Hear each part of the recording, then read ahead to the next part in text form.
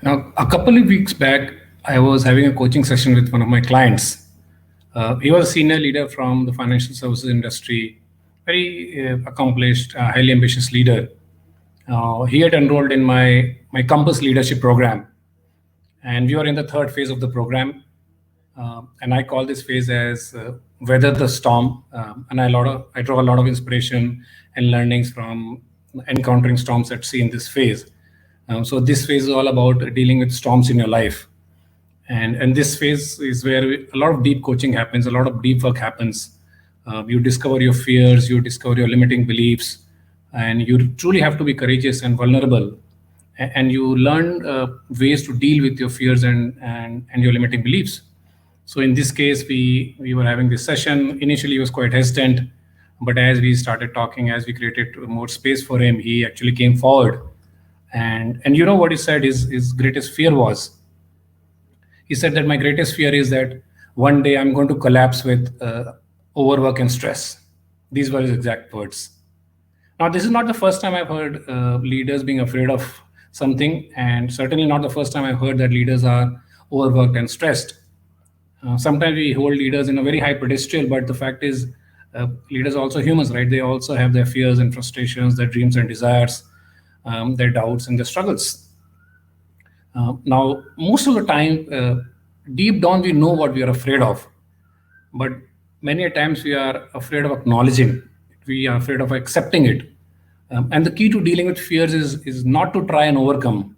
The key to dealing with your fears is to accept it, to acknowledge it, and also to find the real reason behind the fear. Many a times, what we are feeling is just the symptom, just on the surface, but there is something much deeper happening down below. So now in this case, I actually asked his permission, saying, "Is he okay to explore this further?" And he said, "Okay."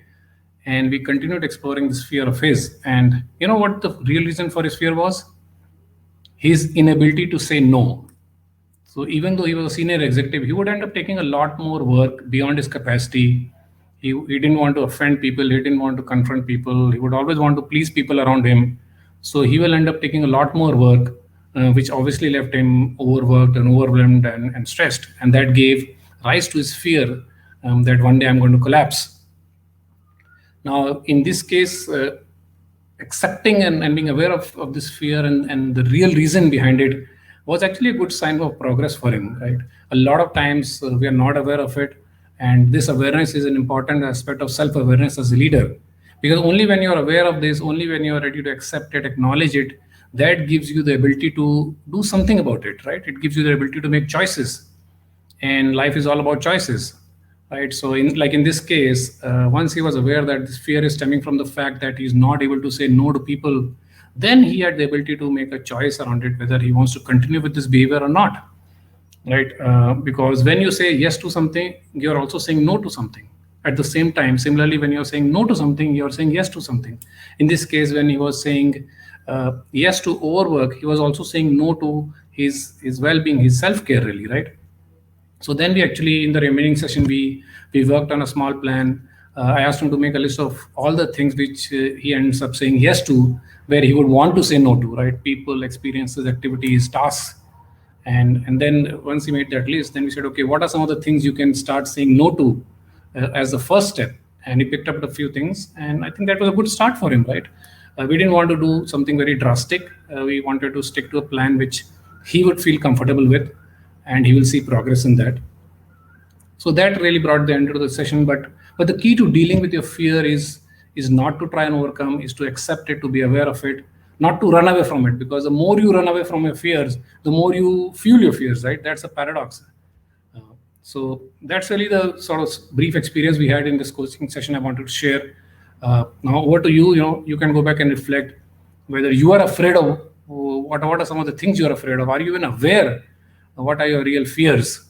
And more importantly, what impact it is having in your life? A lot of times we know what we are afraid of, but we don't know how it is impacting, right? For example, I may be afraid of heights, but it may not be impacting me in any way. But if one of my dreams is to sort of do bungee jumping, and I'm afraid of heights, then maybe that is impacting me fulfilling my dreams, right? So what are your fears and how are they impacting you in your life is something to be aware of. And that awareness and acceptance can give you choices to deal with them and to face them. Obviously, if you want to have a deeper conversation, let's connect. But till then, stay safe, stay indoors as much as possible, and stay healthy. Thank you.